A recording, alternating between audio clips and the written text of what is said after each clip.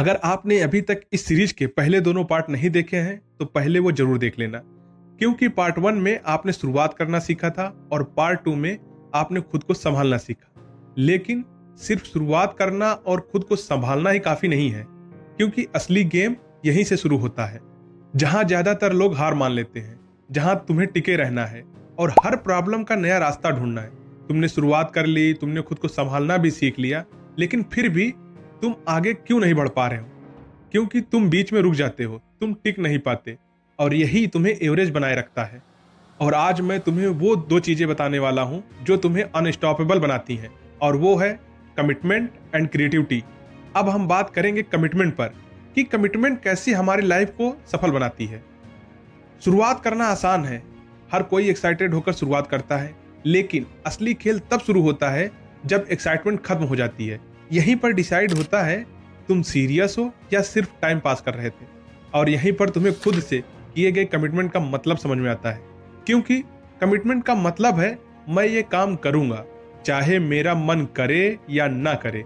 ये इमोशन नहीं है, ये डिसीजन है, और डिसीजन वही स्ट्रांग होता है जो सिचुएशन के हिसाब से नहीं बदलता। क्योंकि जब तुम कोई नया काम शुरू करते हो, शुरुआत में सब अच्छा लगता है, क्योंकि एनर्जी होती है, एक्साइटमेंट होता है, लेकिन कुछ दिन बाद रिजल्ट्स नहीं आते, थकान महसूस होती है, मन नहीं करता, और यहीं पर 90% लोग हार मान लेते हैं। मैं आप सभी को यहाँ पर एक एग्जांपल से समझाता हूँ। मान लो तुमने जिम ज्वाइन किया, पहले हफ्ते रोज जाते हो, दूसरे हफ्ते थोड़ा स्किप किया, तीसरे हफ्ते छोड़ देते हो। क्यों? क्योंकि तुम कमिटेड नहीं थे, तुम सिर्फ एक्साइटेड थे। अब दूसरा इंसान, उसे भी मन नहीं करता, उसे भी थकान होती है, लेकिन फिर भी वो जाता है, और 6 महीने बाद वो कंप्लीटली बदल जाता है। क्यों? क्योंकि वह कमिटेड था। कंसिस्टेंसी इंपॉर्टेंट है, लेकिन कंसिस्टेंसी आती कहां से है? कमिटमेंट से। अगर कमिटमेंट स्ट्रांग नहीं है तो कंसिस्टेंसी टिकेगी ही नहीं। कमिटमेंट वो फ्यूल है जो तुम्हें चलते रहने के लिए मजबूर करता है। हर दिन तुम्हारे अंदर एक लड़ाई होती है। माइंड कहता है आज मत कर, कल से शुरू करेंगे। कमिटमेंट कहता है नहीं, आज ही करना है। और जिस आवाज को तुम सुनते हो वही तुम्हारी आइडेंटिटी बनती है।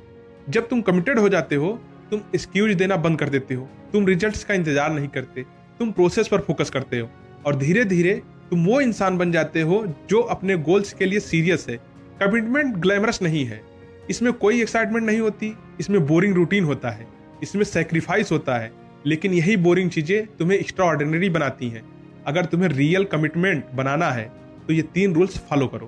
पहला, नो मैटर व्हाट रूल, कैसा भी दिन हो काम करना ही है। दूसरा, डिसिप्लिन ओवर मूड, मूड के हिसाब से नहीं, डिसिप्लिन के हिसाब से काम करो। लॉन्ग टर्म सोचो, आज का पेन कल की सक्सेस है। ये रूल तुम्हें अनस्टॉपेबल बना देंगे। याद रखना, winners don't wait for motivation, they rely on commitment. जो लोग कमिटेड होते हैं वो रुकते नहीं हैं, चाहे स्लो ही क्यों ना हो। तो आज खुद से एक सवाल पूछो, क्या मैं सच में कमिटेड हूं या सिर्फ मोटिवेटेड हूं? क्योंकि मोटिवेशन तुम्हें शुरू करवाता है, लेकिन कमिटमेंट तुम्हें फिनिश करवाता है। अब हम बात करेंगे आज के वीडियो की दूसरे सी पर, जो है क्रिएटिविटी। तुम्हें लगता है क्रिएटिविटी सिर्फ आर्टिस्ट या डिजाइनर्स के लिए होती है? नहीं, क्रिएटिविटी हर उस इंसान के लिए है जो जिंदगी में आगे बढ़ना चाहता है। क्योंकि जिंदगी में प्रॉब्लम सबके आती है, लेकिन सोल्यूशन हर किसी के पास नहीं होते, और यहीं पर आपकी मदद करती है आपकी क्रिएटिविटी। क्योंकि क्रिएटिविटी का मतलब सिर्फ ड्राइंग या आर्ट नहीं है। क्रिएटिविटी का मतलब है एक ही सिचुएशन को अलग नजरिए से देखना। जब बाकी लोग प्रॉब्लम देखते हैं तुम पॉसिबिलिटी देखते हो, जब बाकी लोग रुक जाते हैं तुम नया रास्ता ढूंढते हो। क्योंकि लाइफ कभी स्ट्रेट नहीं होती, प्लान्स फेल होते हैं, रास्ते बंद हो जाते हैं, अनएक्सपेक्टेड प्रॉब्लम आती हैं, और यहीं पर क्रिएटिविटी काम आती है। क्योंकि अगर तुम्हारे पास सिर्फ एक ही तरीका है तो तुम जल्दी हार मान जाओगे, लेकिन अगर तुम क्रिएटिव हो तो तुम रास्ता बदलोगे, रुकोगे नहीं। इसे एक साधारण उदाहरण से समझिए। मान लीजिए 2 लोग बिजनेस शुरू करते हैं। पहला इंसान प्रॉब्लम्स आते ही बोलता है ये मेरे बस का नहीं है। दूसरा इंसान सोचता है कोई और तरीका होगा, वो नया तरीका ट्राई करता है, नया एक्सपेरिमेंट करता है, फेल होता है, फिर सीखता है, और धीरे धीरे सक्सेस के करीब पहुंच जाता है। और दोनों ही इंसानों में डिफरेंस क्या है? सिर्फ क्रिएटिविटी का। क्योंकि क्रिएटिव लोग अलग तरह से सोचते हैं, वो ये पॉसिबल नहीं है नहीं सोचते, वो सोचते हैं कैसे पॉसिबल हो सकता है। यही एक सवाल तुम्हारी सोच बदल देता है, और जब सोच बदलती है तो रिजल्ट्स भी बदलते हैं। और बहुत लोग क्रिएटिव इसलिए नहीं बन पाते क्योंकि उन्हें डर लगता है, अगर फेल हो गए तो 4 लोग क्या सोचेंगे, 4 लोग क्या कहेंगे, और उन्हीं 4 लोगों के डर से वह अपनी सोच को सोचना ही बंद कर देता है। लेकिन क्रिएटिव बनने के लिए तुम्हें फेल होने के लिए रेडी रहना पड़ेगा, क्योंकि जब तुम ऐसा करते हो, तुम प्रॉब्लम से नहीं डरते, तुम चैलेंजेस को एंजॉय करते हो, तुम हर सिचुएशन में अपॉर्चुनिटी ढूंढते हो, और यही माइंडसेट तुम्हें दूसरों से अलग बनाता है। अगर तुम्हें क्रिएटिविटी बढ़ानी है तो ये 3 चीजें डेली करो। पहला, क्वेश्चन एवरीथिंग, हर चीज पर सवाल पूछो, क्यों और कैसे।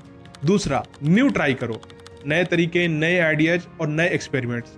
तीसरा, फेल होने दो खुद को, परफेक्शन मत ढूंढो, एक्शन लो, क्योंकि क्रिएटिविटी एक्शन से आती है, सोचने से नहीं।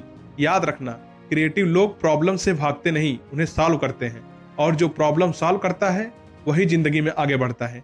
तो आज से माइंडसेट बदलो, ये पॉसिबल नहीं है से कैसे पॉसिबल बनाऊं तक, क्योंकि क्रिएटिविटी ही वो स्किल है जो तुम्हें हर सिचुएशन में जीत दिला सकती है।